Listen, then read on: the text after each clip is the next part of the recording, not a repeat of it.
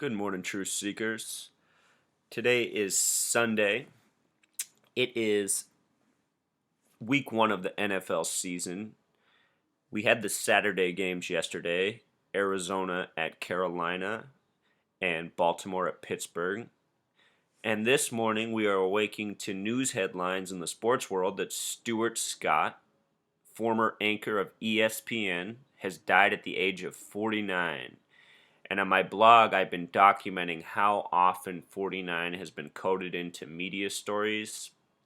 If you're not aware, Stuart Scott has been battling cancer since November 2007, so for a little more than 7 years.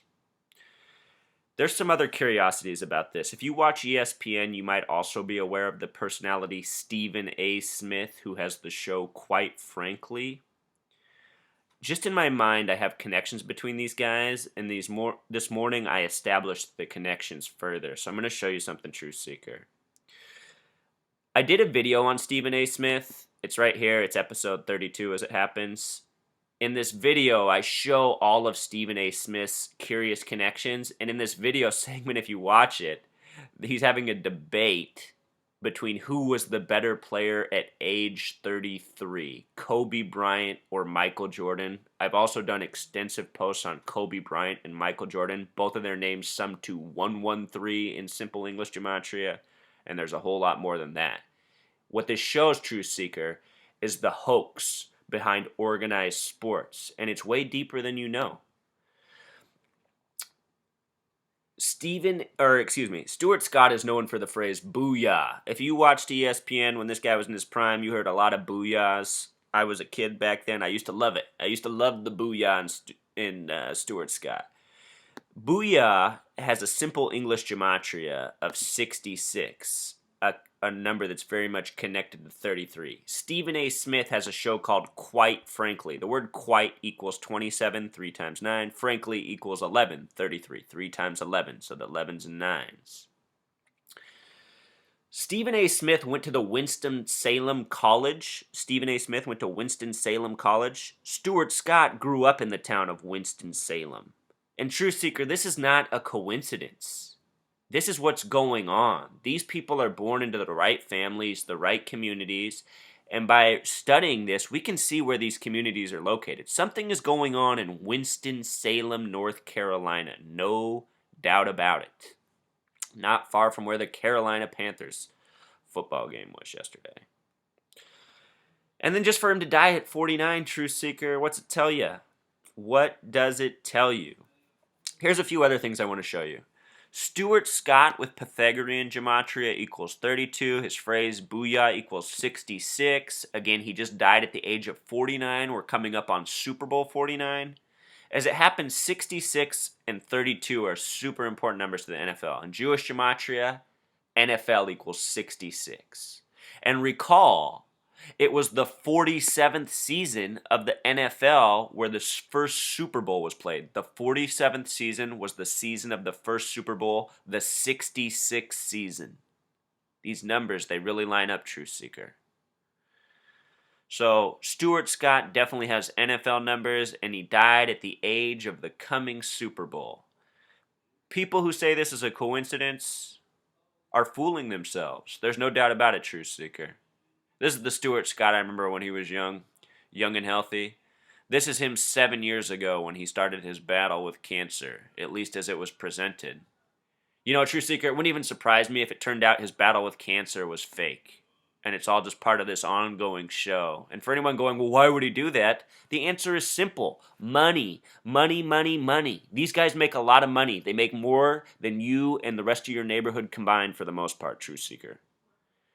People always stop and ask these dumb questions when trying to dismiss conspiracy. Oh, why would they do that? So often it just comes back to money. It's that simple. Money. Money. Go in front of the camera and say booyah for money. Go fake cancer for money. Maybe even fake your death for money. Maybe Stuart Scott's not really dead. I'd like to think that he wasn't really killed. But then again, if he was sacrificed, it wouldn't surprise me one bit either. So let's look at a few other things that I've learned since I did the last post, Truth Seeker. Somebody passed this article on to me. This is from September 3rd, 2014. I'm going to be the first to admit I predicted on September 21st, 18 days later. I had no idea about this article, Truth Seeker. This is new to me today. But it was 18 days later after the week 3 games that I predicted Lions versus Colts Super Bowl. Would you believe that this September 3rd article, 9-3, Truth Seeker, 9-3, like the Lima, 93. Would you believe that this September 3rd article predicts a Lions Colts Super Bowl? And how they do it is really fascinating to me and makes a lot of sense to me, Truth Seeker. If you've seen my World Series post, I connected what happened in the World Series to the coming Super Bowl. For starters, San Francisco Giants won the World Series 66 days after the San Francisco earthquake of this year. And the number 53 was coded into the entire event. The numerology of the day they won the World Series is 53. The head coach Bochy sums to 53. They'd won 3 of the last 5 Super Bowls on that date. And even more, Truth Seeker, earlier in the day, a missing NFL fan was found who was 53 years old. The gematria of his name was 53. He was found 110 miles from where he was lost. It was the 110th World Series. All part of the numerology spectacle.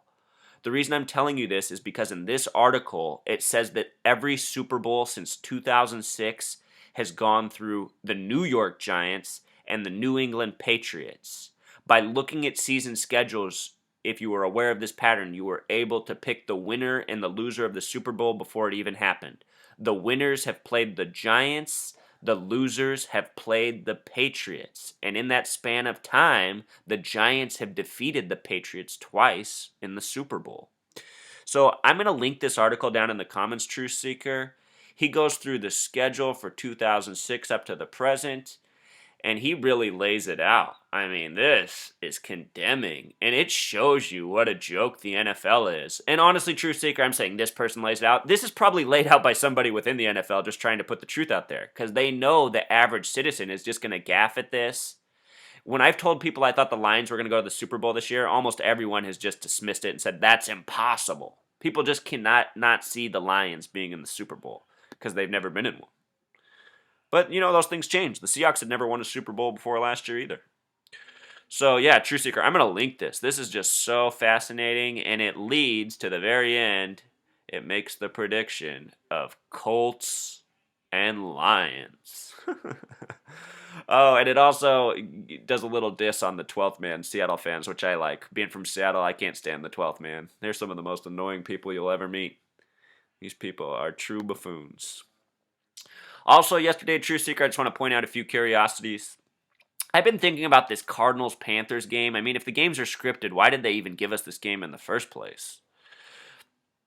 The year the Cardinals went to the Super Bowl and lost to the Steelers, who played yesterday, they beat Carolina in this stadium by a score of 33-13. The other thing if you go back to the beginning of my blog, back to 2013, 2014, I posted several posts right off the bat about the Carolina Panthers football team because they were involved in all this curious stuff. Their first blackout game on this date having something to do with 33.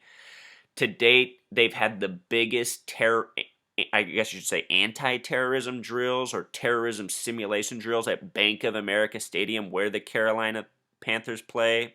The team is owned by a 33rd degree Freemason. It's the only team that plays on a stadium lot that is 33 acres in size. Perhaps this is some sort of foreshadowing, or we're supposed to make some sort of connection with the team that they played against who will be hosting the Super Bowl this year. Super Bowl 49 is in the Cardinals' home stadium. So perhaps there's just something here, some sort of alluding to that. Possible terrorism at the coming Super Bowl. Or possibly not. I could be mistaken, Truth Seeker. Also, just looking at these stats, I see that Lindley got 82 yards passing. Sometimes I really wonder if these stats are all scripted. 82 is the number of Armageddon. Not too comforting. Here in the Ravens-Steelers game, this game's also interesting. In the Batman movie Dark Knight Rises, where the number 322 is shown just before the stadium explodes, they have the real Steelers team on the field, including Ben Roethlisberger. And the team they're playing against looks a lot like the Seahawks, but the kicker's name, who you see in the scene, is Ravenstall. Ravenstall, which is a lot like Baltimore Ravens. Where the name actually comes from, though, is it was the former mayor of Pittsburgh. His name's Ravenstall. But still, you just see these connections. Also, the Baltimore Ravens played in Super Bowl 47 against the 49ers, the Super Bowl that had the 33-minute blackout. Yes, the sum of yesterday's score was 47. Just little interesting notes. Also, yesterday in sports, you guys, outside of the NFL, the NHL had something happen. And I'll note that the NHL created its symbol in the year 47, the same year, the year of the first Super Bowl. All these sports leagues are synced up, True Seeker. The first NBA championship was in the year 47. It's not a coincidence. These numbers are pertinent. All right, so yesterday, Jaromir Jagr, former star of the NHL from about a decade ago, 2 decades ago, became the oldest player to record a hat trick. That's scoring 3 goals in the same game. Look at his age, and the article even takes the time to document it. He was 42 years old, meaning of life number, and 322 days. This number's shown in Dark Knight Rises as the stadium explodes, shown in Transformers as the Hoover Dam explodes, and just shown so often in movies with scenes of tragedy. I just saw the movie, The Grand Budapest Hotel, and there's a scene where Edward Norton is speaking in front of the number 322 at length. The name Norton sums to 33. His first movie was Primal Fear. The word primal's 33. Just so much of this numeric coding in celebrities and entertainment, Truth Seeker. So, yeah, I just wanted to document these curiosities, show you another source predicting Lions-Colts Super Bowl. I have to admit, True Seeker, before I saw that, I thought I was the first person in the world to predict a Colts-Lions Super Bowl, and as it turns out, somebody did it a few weeks before me. So, R.I.P. Stuart Scott. Hope you guys learned a few new things. Tried to show you how these sports anchors are chosen. It's not random. Look where he's from. He's from Chicago. So much of this stuff comes out of Chicago. It's bad, Truth Seeker. All right. Until next time.